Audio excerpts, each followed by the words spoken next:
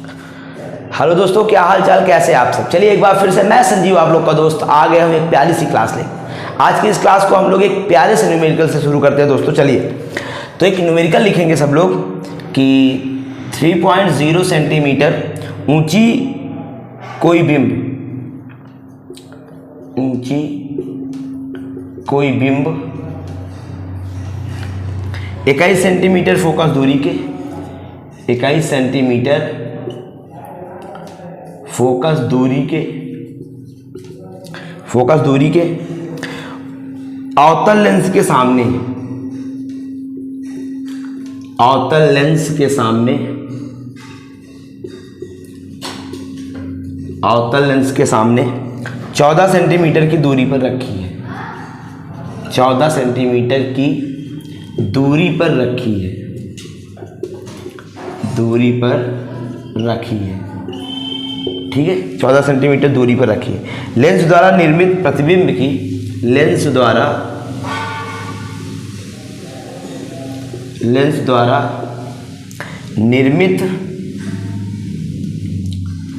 निर्मित प्रतिबिंब का वर्णन कीजिए,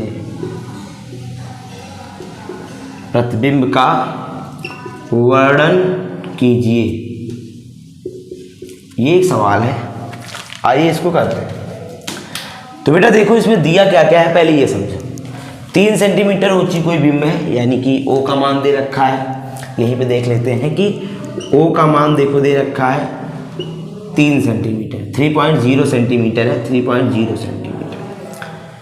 21 सेंटीमीटर फोकस दूरी के, यानी फोकस दूरी दे रखा है 21 सेंटीमीटर, तो इसको माइनस में लिख लेते हैं क्योंकि अवतल लेंस है। सामने 14 सेंटीमीटर की दूरी पर रखी है, U का मान दे रखा है माइनस का 14 सेंटीमीटर। ठीक है, रखिए। लेंस द्वारा निर्मित प्रतिबिंब का वर्णन करना है। वर्णन का मतलब क्या, वो आपको V का मान फाइंड करना है, उसके बाद यहाँ I का मान फाइंड करना है। ठीक है, अब आपको इसके नेचर वगैरह के बारे में बताना है। चलिए तो सबसे पहले आप क्या करोगे, फोकस दूरी का फार्मूला लगा दो। 1/f बराबर 1/v माइनस का 1/u, ये लेंस के लिए फार्मूला होता है। f की वैल्यू कितनी दे रखी है, माइनस का 21 सेंटीमीटर बराबर v फाइंड करना है। u का मान कितना दे रखा है बेटा, माइनस का 14 सेंटीमीटर। चलिए देखो 1/21 बराबर 1/v प्लस माइनस माइनस क्या हो जाएगा, प्लस 14। इस 1/14 को आप इधर लेके चले आओ, 21 ये प्लस में है, माइनस का 14 बराबर 1/v हो जाएगा। 21 और 14 का एलसीएम निकाल लो। तो 21 और 14 का एलसीएम आप निकाल लो। 21 और 14 का एलसीएम निकालोगे तो पहले 2 से काट दो, 21 तो कटेगा नहीं और 2 से 14 हो जाएगा। फिर 3 से काट दे, 3 7 21, फिर 7, फिर 7 से काट दो 1, 2 3 6 7 42, कितना आ गया 42 यानी 42। 21 दूना 42 होता है, 2 1 कम 2 हो गया, माइनस में 14 3 42, 3 1 कम 3 हो गया बेटा। ये कितना हो जाएगा, 3 2 5/42 बराबर 1/v। क्रॉस मल्टीप्लाई कर दो इसको, यहाँ पे देखिए ये हो जाएगा माइनस का 5v बराबर 42। अगर v निकालोगे तो 42 बटे माइनस का 5, 5 8 40, 5 चौक 20 माइनस है, तो v बराबर कितना आ गया, माइनस का 8.4। ये v की वैल्यू आ गई, v की वैल्यू आ गई। अब हमको क्या निकालना है, इसका I निकालना है। इसके लिए रेखीय आवर्धन का फार्मूला होता है, रेखीय आवर्धन का फार्मूला होता है m बराबर I/O बराबर V/U।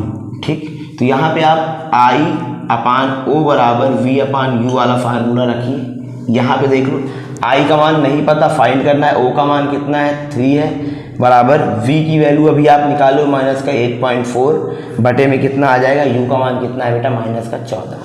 माइनस माइनस कट गया। ठीक है, आप क्या करोगे, I निकालना है आपको, तो क्रॉस मल्टीप्लाई कर दीजिए। ये हो जाएगा 14I बराबर 8.4 गुणे 3। I निकालोगे तो 8.4 गुणे 3 में आप 14 से डिवाइड कर दो, तो पॉइंट हटा दो, यहाँ 0 बढ़ा दो। ठीक है, ये हो जाएगा I बराबर 84 गुणे 3 बटे 140। आप इसको काटेंगे आराम से। पहले मैं 2 से काट देता हूँ, 2 चौको 8, 2 दूनी 4, 214, 0 आ गया। फिर 2 से काट दो, 2 दूनी 4, 2 1 कम 2, और ये 35 दूनी 70। इधर आइए, ये हो जाएगा I बराबर 21 गुणे 3/35, गुणा कर दो, 3 एकम 3, 3 दूनी 6/35। अब 35 से आप इसको भाग दे दो, यहाँ पे 35 का 63 से एक बार जाएगा तो 35, 13 में से 5 गए 8 आया, 5 में से 3 गए 2 आया, पॉइंट लगाओ, 0 बढ़ा दो, 35 गुणा कर दो, 35 8 8 45, 0 कह दिया 4, 8 3 24, 4 28, खत्म। ये आ गया 280, यानी कि I का मान कितना आ गया, ये आ गया I का मान 1.8। ये इतनी मीटर लंबी वस्तु है। चलिए ये आप नोट कर लीजिए इसको। उसके बाद हम लोग शुरू करते हैं, इसको रोक के नोट कर लीजिएगा, ठीक है। ऐसे ही सवाल करेंगे इसमें लेंस से रिलेटेड, अगर नॉर्मल से क्वेश्चन है ये, और इसको ख़त्म करिए। हेडिंग डाल दीजिए बेटा लेंस की क्षमता। बड़े आराम से पढ़ो, सारी चीज़ों के नोट्स बनाते चलो। Notes is compulsory. अगर आप समझ लीजिए, अगर आप नोट्स बना के पढ़ते हो तो ये जान लीजिए कि आपको बेहतर से बेहतर चीज़ मिलेगा यहाँ पे। आपका फिजिक्स बहुत ही मजबूत हो जाएगा। नोट्स बना के पढ़िए आराम से। वीडियो ये बेटा एजुकेशनल चैनल है, यहाँ पे किसी प्रकार का नौटंकी वगैरह नहीं होती। आपको बेहतर पढ़ना है तो आपको मेहनत करनी पड़ेगी यहाँ। चलिए हेडिंग डाल दीजिए लेंस की क्षमता। लेंस की क्षमता, पावर ऑफ लेंस,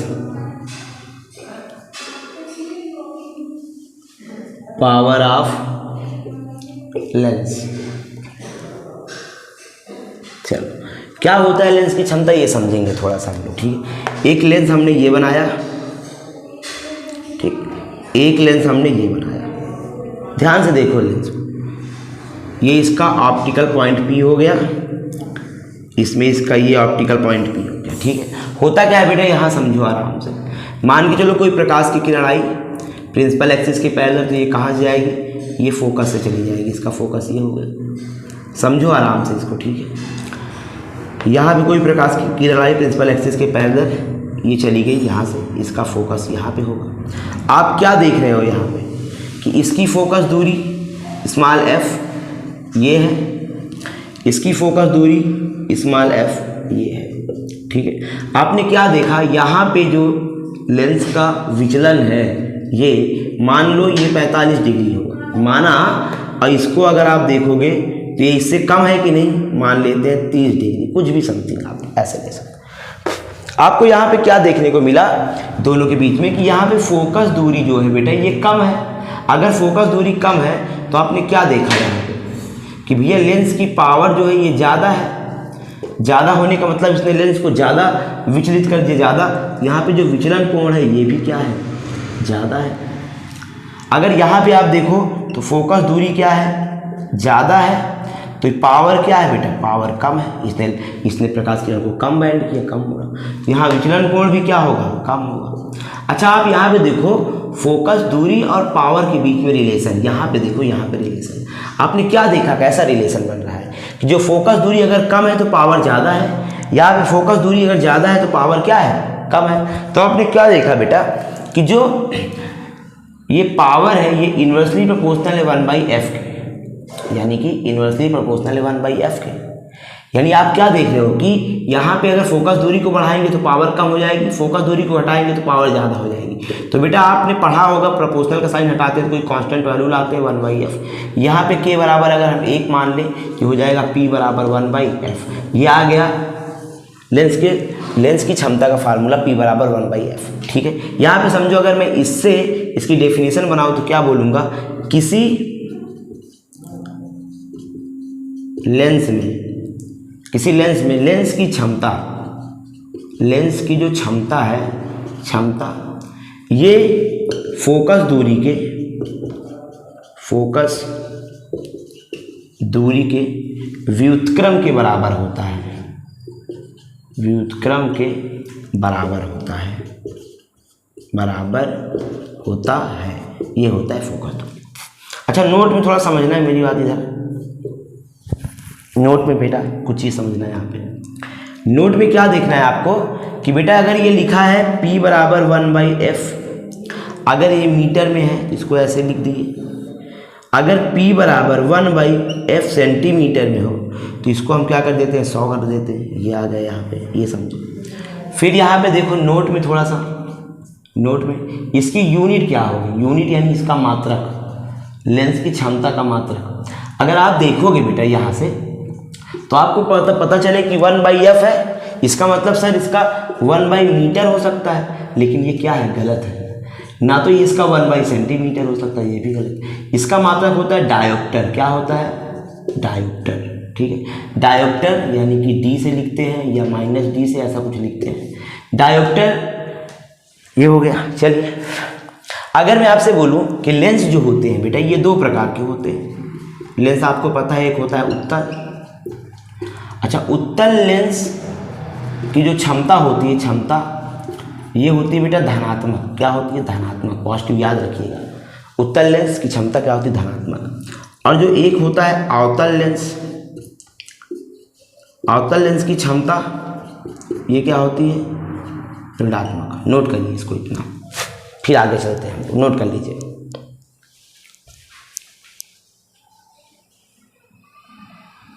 चलो हो गया होगा दोस्तों, रोक के नोट कर लिया करो वीडियो को, ठीक है। चलिए हेडिंग डालेंगे, लेंस के लिए न्यूटन का सूत्र।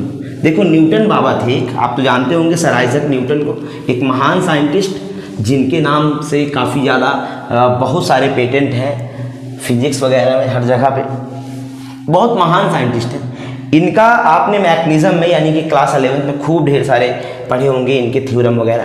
तो यहाँ पे भी इनका क्या काम, तो बेटा एक चीज़ जानिएगा कि न्यूटन बाबा बहुत ही अजीब टाइप के इंसान थे। इनको लगता था कि क्लास 11 में बच्चे हमको पढ़ेंगे तो भूल जाएंगे आगे चल। इससे बेहतर है कि हम ऑप्टिक्स में भी एक कुछ ना कुछ गुड़ गोबर कर देते हैं, मतलब अपना कुछ ना कुछ नियम दे देते हैं। तो इन्होंने एक ऑप्टिक्स में भी एक रूल दिया जो कि विशेष यूज नहीं होता इसका, लेकिन कभी कभी बोर्ड एग्जाम में पूछ लेता है कि लेंस के लिए न्यूटन का सूत्र, लेंस के लिए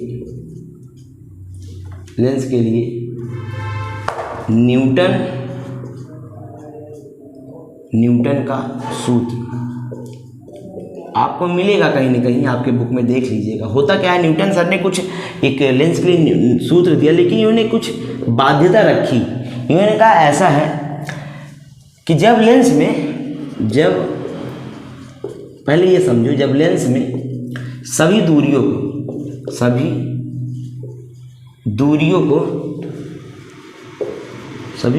को प्रकाशिक बिंदु से न नापकर, प्रकाशिक बिंदु से न नापकर फोकस से नापे। कहाँ से, फोकस से नापे तो न्यूटन का सूत्र लगाते हैं। इन्होंने ये बताया, और इन्होंने कहा कि ऐसा है कि जो मेरा सूत्र है, न्यूटन का जो सूत्र है, न्यूटन का सूत्र ये केवल उत्तल लेंस के लिए, उत्तल लेंस, वो भी उत्तल लेंस में केवल वास्तविक प्रतिबिंब के लिए होगा, बस वास्तविक प्रतिबिंब के लिए होगा। इन्होंने ये बाध्यता रख दी, ठीक है।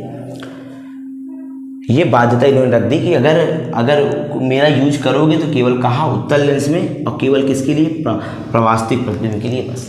तो इन्होंने क्या कहा बेटा, यहाँ पे देख लेते हैं हम लोग। आइए एक फिगर बना के इनकी इसको समझते हैं, कोशिश करते हैं। यहीं पे एक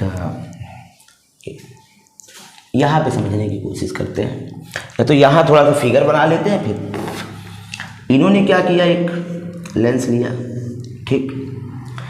लेंस में आप तो भैया ये प्रकाशिक बिंदु वगैरह तो नहीं बदल देंगे कि अपने हिसाब से दे दें, ये तो रहेगा ही रहेगा। ये ऑप्टिकल पॉइंट हो गया, ठीक है। यहाँ पे ये F1 और ये क्या है इसका C1, यहाँ पे F2 और ये C2। ये F1 इसकी दूरी, इसकी फोकस दूरी F1 हो जाएगी, ठीक है, और ये F2 इसकी फोकस दूरी F2 हो जाएगी, ठीक है, ये हुआ। फिर उसके बाद इन्होंने क्या किया, कोई वस्तु है जो कि फोकस से, कहाँ से, फोकस से x1 दूरी पे रखी है, ये फोकस से x1 दूरी पर रखी है, और O डैश लंबाई की कोई वस्तु है, ठीक है, ये रखी हुई है, ये, ठीक।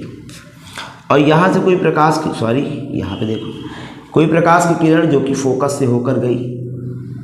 अब बेटा हमको पता है कि फोकस से जाने वाली प्रकाश की किरण अपवर्तन के बाद प्रिंसिपल एक्सिस के पैरेलल होकर जाती है, ये सब जानते हैं, प्रिंसिपल एक्सिस के पैरेलल होकर चली गई, ठीक।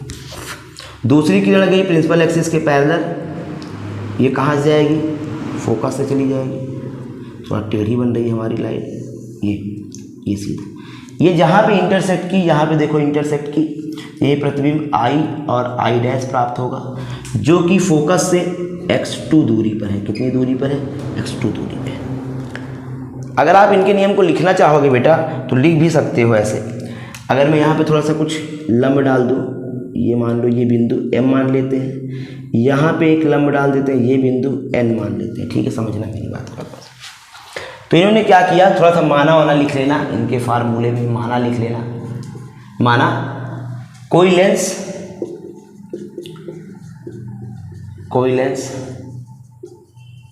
जिसकी फोकस दूरी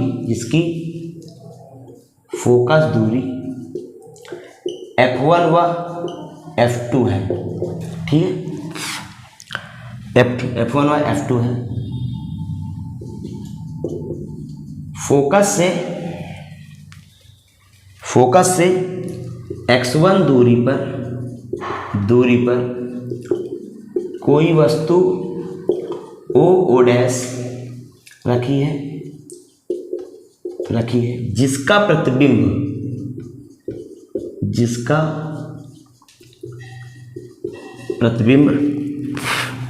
फोकस से इसका प्रतिबिंब फोकस से x2 दूरी पर I और I डैश प्राप्त होता है, ठीक। ये माना वाना लिख दिए, थोड़ा सा, बहुत ज़्यादा कहानी नहीं लिखनी है, आपको इतना लिखना है कि जितने में आप अपनी बात को समझा सको, बस। कोई बहुत बड़ा लंबा चौड़ा नहीं लिखना है, इतना लिखना है जितने में आप अपनी बात को स्पष्ट तरीके से कह सको, बस, ठीक है। ये रही बात।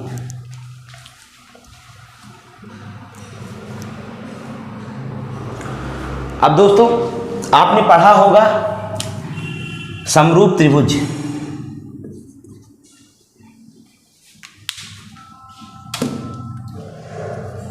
आपने समरूप त्रिभुज प्रमेय तो पढ़ा होगा। समरूप त्रिभुज, ठीक है। समरूप त्रिभुज में क्या होता है बेटा, अगर मैं लूँ समरूप त्रिभुज दो थे यहाँ पे, तो एक समरूप त्रिभुज आपको मिलेगा, त्रिभुज O डैश F1 व ये समरूप है किसके, त्रिभुज PN F1 में अगर ले हम, तो यहाँ पे देखो बेटा, यहाँ पे आपको पता होगा कि अगर इसके सामने एक साइड O डैश ले, तो इसके एक सामने एक साइड क्या हो जाएगी, PN बराबर, इधर देखिए, इसके सामने एक साइड ले तो OF1 हो जाएगा, OF1। अगर इसके सामने एक साइड ले तो PF1 हो जाएगा, क्या हो जाएगा, PF1। इक्वेशन फर्स्ट मान लेते हैं इसको। पुनः समरूप त्रिभुज से पुनः समरूप त्रिभुज से अगर आप ले लोगे, इधर देखिए क्या होगा, इधर देखिए, त्रिभुज MPF2, ये सिमिलर है बेटा त्रिभुज I डैश F2 के, ठीक है। तो यहाँ पे देखो, अगर आप इसके सामने एक साइड लेते हो तो MP बटे में आ जाओ, इसके सामने साइड लोगे तो I और I डैश बराबर, इसके सामने की साइड लोगे तो पी एफ टू बटे में इसके सामने की साइड ले तो आई एफ टू। यहाँ देखिए अब थोड़ा सा यहाँ पे समझना कि बेटा अगर हम देखो तो ओ एम पी जो है ओ डैश के इक्वल है। यहाँ पे देखो एम पी जो है वो इक्वल है ओ और ओ डैश के। यहाँ आप देखो पी है, यहाँ पे एन है, पी एन इक्वल है किसके, आई और आई डैश के। पी एन इक्वल है आई और आई डैश के। तो हम लोग क्या करेंगे, यहाँ से एम पी की जगह ओ डैश लिख दें और पी एन की जगह आई की जगह पी एन लिख दें equal to P F two बटे I F two. Equation second मान लेते हैं इसको। अब समझो यहाँ पे क्या बन गया, समीकरण 1 और 2 को आप देखोगे तो आपको मिलता है कि इसकी एक साइड और इसकी एक साइड दोनों इक्वल हैं। तो हम लोग क्या करते हैं, समीकरण 1 और 2 से, समीकरण 1 व 2 से अगर आप देखोगे तो दोनों साइड इक्वल है, तो दोनों साइड को हम लोग क्या करते हैं, एक साइड इक्वल दोनों साइड को इक्वल मान लेते हैं। ओ एफ वन बटे पी एफ वन बराबर क्या आ जाएगा, पी एफ टू बटे आई एफ टू। इक्वेशन क्या मान लें इसको, थर्ड। अब यहाँ पे देखिए, यहाँ पे कि समीकरण थर्ड में सभी दूरियों का मान रखने पर, सभी दूरियों का मान रखने पर, मान रखते हैं, आइए कैसे रखेंगे मान, यहाँ देखो ओ एफ वन है, ओ एफ वन, इसके बीच की दूरी क्या है x1। अच्छा एक चीज़ और है, माइनस x1 रखेंगे। बेटा तुम चाहे जो बदल दो न्यूटन बाबा, लेकिन आप साइड को नहीं बदल सकते भैया, कोऑर्डिनेट में जो आएगा उसको तो रखोगे ना। पी एफ वन, यहाँ देखो पी एफ वन क्या होगा, पी से एफ वन की दूरी क्या है, माइनस का एफ वन बराबर, फिर देखो पी एफ टू, पी से एफ टू के बीच दूरी क्या है, ये एफ टू है बटे आई एफ टू की दूरी, आई एफ टू की दूरी क्या है, एक्स टू है। यहाँ पे देखो माइनस से माइनस खत्म, क्या बच गया, X one upon F one बराबर F two upon X two बच गया। क्रॉस मल्टीप्लाई कर देती हो जाएगा X one into X two बराबर F one into F two. ये जो आ गया फार्मूला, ये है न्यूटन बाबा का फार्मूला, ठीक है। अच्छा एक चीज़ और यहाँ समझना, यदि फोकस दूरी समान हो, यदि फोकस दूरी समान हो तब क्या होगा, इधर देखिए आप देखो समान हो तो ये f इंटू एफ बराबर X one into X two हो जाएगा। ये एफ स्क्वायर बराबर X one into X two, अगर f निकालेंगे तो रूट में X one into X two आ जाएगा। ये नोट कर लीजिए, ये आ गया न्यूटन बाबा का फार्मूला। नोट कर लो बेटा, फिर आगे चलते हैं हम लोग।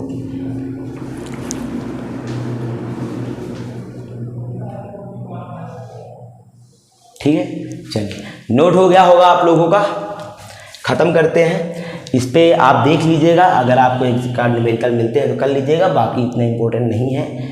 बस ये समझ लीजिए कि यही है इसका यूज, बस इसके अलावा कहीं कुछ नहीं। जब भी फोकस दूरी को सभी दूरियों को फोकस से नापा जाए तभी इसका यूज करेंगे हम लोग, ठीक है। चलिए न्यूटन बाबा अब आप जगह खाली करिए, आने दीजिए, कुछ और पढ़ते हैं दोस्तों। हेडिंग डाल दो, लेंसों के संयोजन की फोकस दूरी। एक अच्छा कंसेप्ट, और इसी कंसेप्ट से बहुत बेहतर न्यूमेरिकल वगैरह लगाने की आपको प्रेरणा मिलेगी, और मिलेंगे ये सब भी जरूर से जरूर। चलिए हेडिंग डाल दीजिए, लेंसों के संयोजन की फोकस दूरी। हेडिंग डालेंगे लेंसों के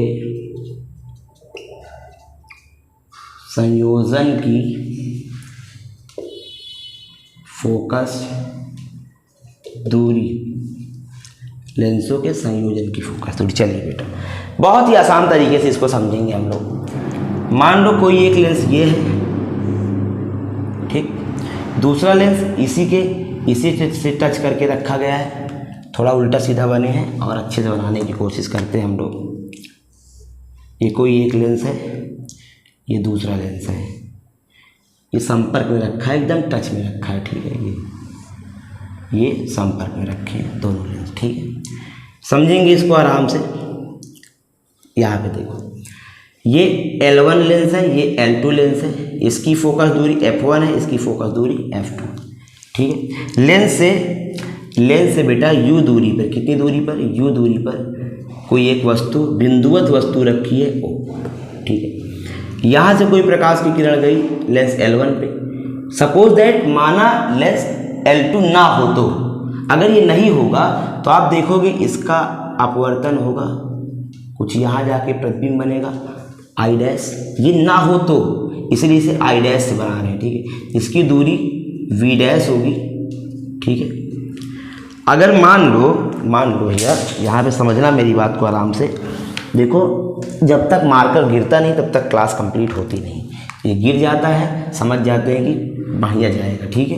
तो यहाँ समझो, मान लो ये कोई अब लेंस L2 तो है भाई, अगर है तो क्या होगा, ये भी किरण को थोड़ा सा तो अपवर्तित करेगा ना, यहाँ पे प्रतिबिंब बनेगा I, जो कि लेंस से V दूरी पर है, कितनी दूरी पर है, V दूरी पे है। अब समझो ये तो समझ में आया होगा, ठीक है। चलो थोड़ा सा माना वाना लिखना है तो लिख दो, माना कोई दो लेंस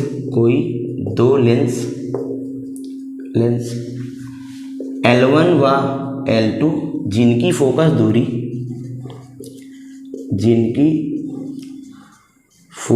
दूरी F1 व F2 है, ठीक है। जिनकी फोकस दूरी क्या है, F1 व F2 है, दोनों संपर्क में रखे हैं, दोनों संपर्क में रखे हैं, तब देखो यहाँ पे यदि L2 लेंस ना हो तो यहाँ देखो, ना हो तो L1 की फोकस दूरी 1/f बराबर 1/v माइनस का 1/u। बेटा यहाँ देखो, ये F1 होगा बराबर v जो बन रहा है वो क्या बन रहा है, v डैश माइनस u क्या है, u। इक्वेशन इसको फर्स्ट मान देते हैं। अब भैया ये तो हमको पता है ना कि L2 लेंस है, यदि L2 लेंस हो तब जो फोकस दूरी होगी 1/f बराबर 1/v माइनस को 1/u से। अगर इसको हम करें तो यहाँ देखो सब लोग, बेटा 1/f क्या है, F2 है, बराबर 1/v क्या बन रहा है, v तो v बन रहा है ना, माइनस u क्या है, इसके लिए जो प्रतिबिंब वस्तु दूरी होगी वो v डैश होगी। ये इक्वेशन क्या हो गया, सेकंड हो गया। अब देखो यहाँ पे समीकरण 1 व 2 को जोड़ने पर क्या करना है, जोड़ने पर जोड़ दे, यह देखो तो 1/f1 प्लस 1/f2 हो जाएगा बराबर, इधर देखो 1/v डैश माइनस को 1/u, इसको जोड़ दो, क्या रखोगे 1/v माइनस का 1/v dash, 1/v dash 1/v dash minus का कट जाएगा तो क्या आ गया 1/f1 प्लस 1/f2 बराबर, इसको 1/v माइनस का 1/u लिख सकते हैं कि नहीं, ये आ गया। अच्छा एक चीज़ समझो यहाँ से, थोड़ा सा यहाँ समझना कि बेटा आप जानते हो 1/f बराबर 1/v माइनस का 1/u होता है। यहाँ ये बताओ इसकी जगह पे हम 1/f1 प्लस 1/f2 बराबर 1/f लिख सकते हैं कि नहीं, तो ये आ गया, या इसको ऐसे लिख सकते हैं 1/f बराबर 1/f1 प्लस 1/f2, ये आ गया लेंसों के संयोजन की फोकस दूरी। समझ में आया कि नहीं आया, ठीक है। यहाँ पे समझो यदि दो लेंस हो, थोड़ा सा कुछ समझिएगा, यदि दो लेंस हो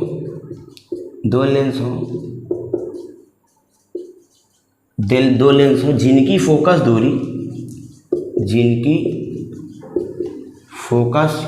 दूरी F1 व F2 हो, तब 1/f बराबर 1/f1 प्लस 1/f2 होगा। समझना मेरी बात को आराम से, ठीक है। यहाँ पे यदि कई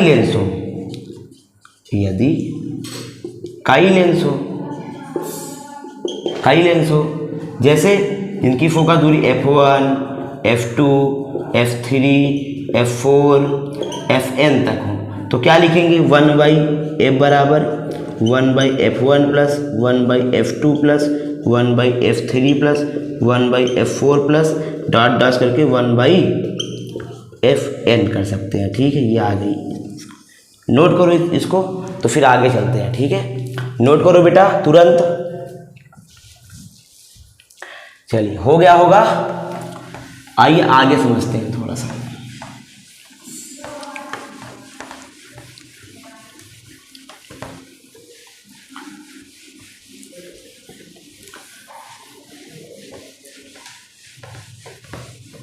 यहां देखो, अगर मैं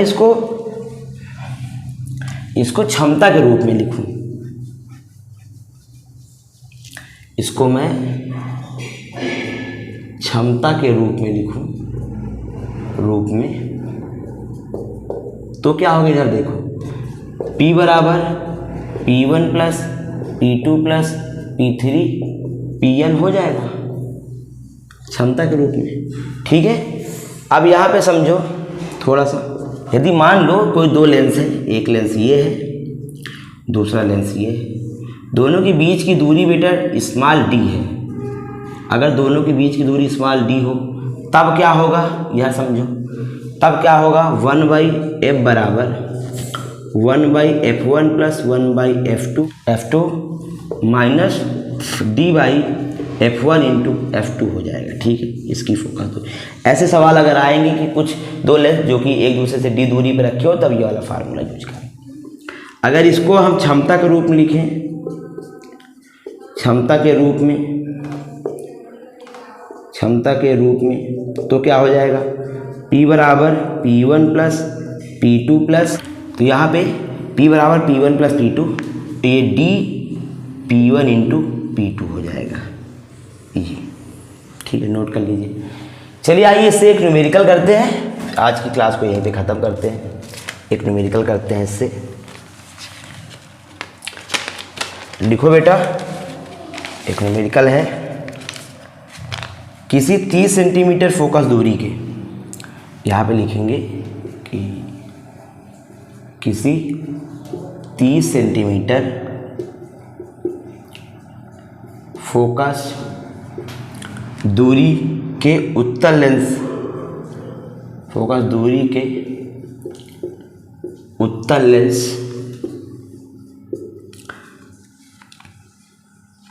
लेंस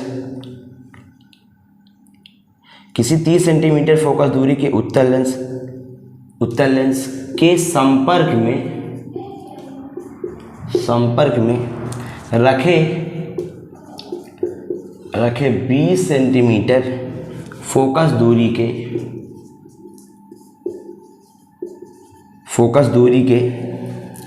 अवतल लेंस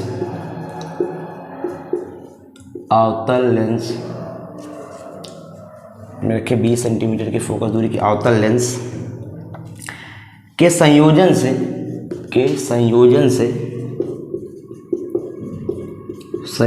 से बने संयुक्त लेंस की फोकस दूरी, संयोजन से बने संयुक्त लेंस की फोकस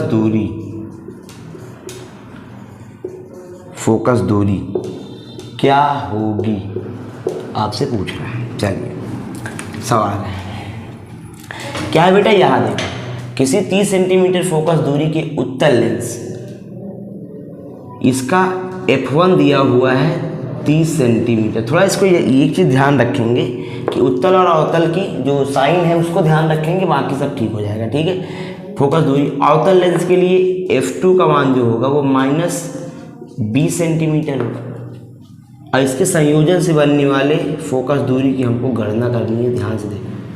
तो 1/f बराबर क्या होता है, 1/f1 प्लस 1/f2। 1/f बराबर 1/f1 का मान कितना है 30 सेंटीमीटर प्लस f2 का मान कितना है -20 सेंटीमीटर। ठीक है, ये हो जाएगा बेटा 1/f बराबर 1/30 प्लस माइनस 1/20। यहाँ देखिए 1/f बराबर 1/30 माइनस 1/20 है, इसका एलसीएम 30 और 20 का एलसीएम क्या होगा निकाल लीजिए। ठीक, देखो 2 से काटोगे 15 दूना 30, 10, फिर 2 से काट दो 15, 5, फिर देखो 3 से कटेगा 3, 25, 15, 5, फिर 5 से काट दो 1, क्या हो जाएगा बेटा 2 दूनी 4, तो 12 पंचे 60। ठीक, 30 दूनी 60, 2 1 कम 2, माइनस 20 तेईस 60, 3 1 कम 3, तो 1/f बराबर आएगा -1/60।